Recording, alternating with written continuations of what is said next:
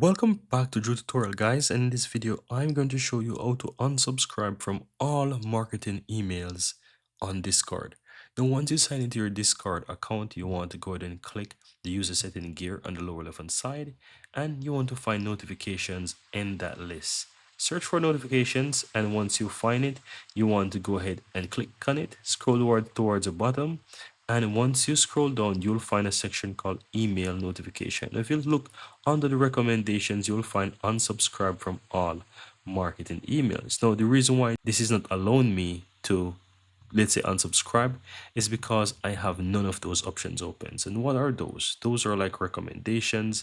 Those are these different options, right? So as you can see, if you have these three options here are the marketing type of emails. So you can either quickly disable the ones that you want, or if you just want to quickly do it with one click, you can just simply click on this and it's going to disable all three.